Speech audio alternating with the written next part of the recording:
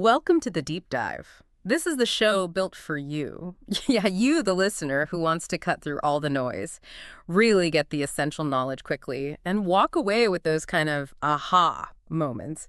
We're basically here to give you a shortcut to being truly well-informed. We try to pack it with surprising facts, maybe a little humor, just enough to keep you hooked.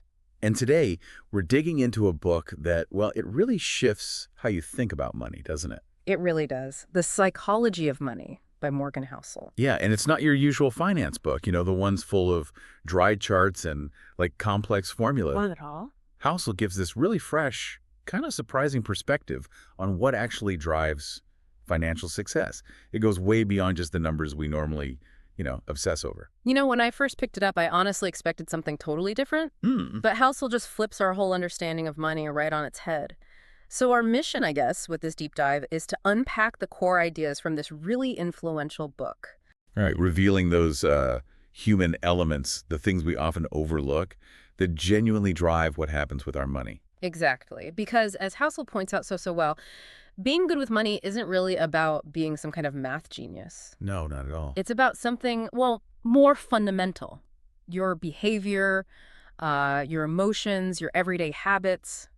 So let's get into it. Where do we even start with such a, fundamental shift in thinking? Well, I think the most striking starting point for Housel is his main idea. It's almost revolutionary, really. Financial success is overwhelmingly about behavior, not intelligence, not knowledge. Yeah, that really pushes back against the usual thinking, right? That if you're smart, you'll automatically be rich. Exactly. We're always taught finance is, spreadsheets and algorithms. But Housel says the real secret to wealth isn't about being a math whiz at all. It's far more human. He argues, and I think this is key, that most people struggle with money, not because they lack the smarts or even opportunity sometimes, but because they lack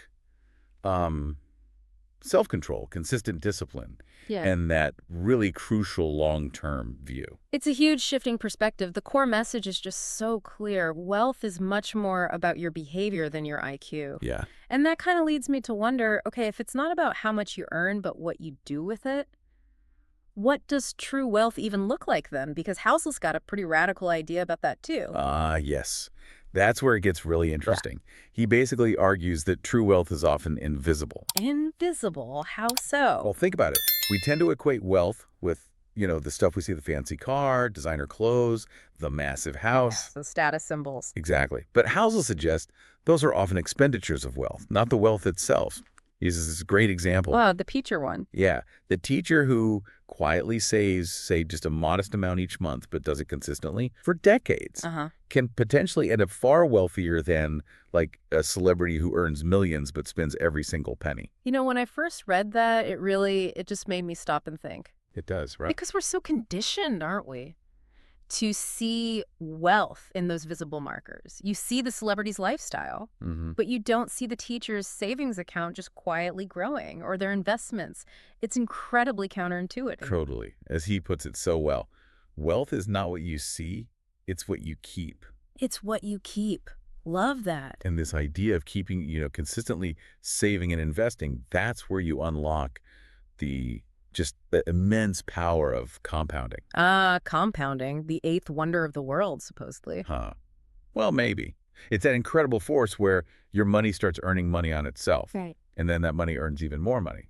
It's like a snowball effect. And the Warren Buffett example illustrates this perfectly. Oh, absolutely. One of the most successful investors ever, right? He didn't make most of his, colossal fortune overnight or even during his prime working years. No, it was much later. Most of it came after age 60. And why? Not because he suddenly found some secret formula late in life. No, it was simpler than that. It was because he started investing early, he was incredibly consistent, and he just let that snowball roll for decades and decades. Time really does the magic. That patience, it's absolutely crucial. And it ties right into another big thing Morgan Housel really hits hard, getting your ego under control. Oh, definitely. The ego trap. Think about it. We're all a bit susceptible, aren't we? To wanting to look successful, to impress other people. And that often leads us down this path of buying stuff we can't truly afford. It's just a consumer trap, basically rooted in ego. It really is. Housel points out this immense pressure we feel to constantly signal wealth through, visible possessions. Right. keeping up with the Joneses. Exactly. But the irony is, the more you try to look rich, the further you often get from actually being rich. True wealth, he argues, it isn't about the flashy car or the latest gadget. It's about something much more valuable. Which is? Freedom. Just freedom. A freedom to control your time, your choices, your life. That makes so much sense. Yeah, it's about living simply, staying humble, letting your money buy peace of mind, not more pressure. It's quite a powerful reframe, isn't it? It really, really is. So, okay, what does this all mean for making, like, practical financial decisions day to day? Right. How we apply this? If we're stepping away from the ego, embracing patience, how do we actually do that? Because Housel also kind of pushes back against finding some perfect, complicated financial strategy, doesn't he? He totally does.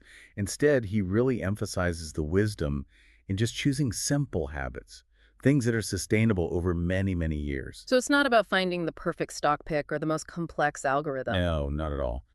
The key, he says, is to make money choices that let you sleep peacefully at night. Sleep peacefully. I like that metric. Yeah. If you're doing that, if you're consistently making choices that give you that peace of mind, you're probably on the right track. And this focus on practicality, on long-term peace, that also leads us to another really critical point. Always expect the unexpected. Yes. Crucial. Life is just notoriously unpredictable, isn't it? Tell me about it. You've got medical emergencies, maybe losing a job, market crashes, global pandemics. Things you just cannot foresee. Exactly. So what's the defense against that? Well, that's why Housel brings in the concept of a margin of safety. Okay, what does that mean exactly? It's basically having extra savings, maybe a dedicated emergency fund, or just, not pushing your finances right to the absolute edge. Having some buffer room. Right, a cushion. Exactly. A crucial buffer against all those curveballs life throws at us. The guiding principle here is, well, it's profoundly simple, but people often overlook it. Which is? Plan for the worst, hope for the best. Plan for the worst, hope for the best. Simple, but powerful. Yeah. It's not about being, pessimistic. It's just about being realistic about how unpredictable things can be. And speaking of unpredictable, Housel also brings up something that a lot of finance talk kind of glosses over. Oh, what's that? The huge role of luck and risk in how things turn out financially. Ah, yes. Luck and risk. Often downplayed. Totally. It's not just about hard work and being smart, is it? He gives that really compelling story about Bill Gates. Oh, the computer anecdote. Yeah, attending one of the very, very few schools in the world that had a computer back in the 1970s. I mean, talk about being in the right place at the right time. That's pure luck, really, shaping his whole early path. It's an incredible example, isn't it, of how external factors, things completely outside our control, can play just a massive role. Absolutely, and it really underlines the importance of, humility and caution. How so? Well, we shouldn't be so quick to judge other people's success or their failures without understanding the unique circumstances, the luck or risks they might have faced. That's a really good point. It connects to his final, maybe most crucial point. Which is, personal finance is personal. Ah, yes. Fundamentally personal. Exactly. There is no single, universal, one-size-fits-all formula for financial success. It just doesn't exist. So what works for someone else? Given their unique situation, their luck, their tolerance for risk, it might be totally wrong for you. Precisely. Your financial decisions, they should always line up with your unique goals, your values, your comfort level, not just blindly following trends or trying to copy someone else's path. It's about building a financial life that truly fits you personally. Yeah. This whole deep dive into the psychology of money, it really boils down to one powerful, kind of liberating message, I think. Which is? Financial success isn't ultimately about being lucky or even being the smartest person in the room. Okay.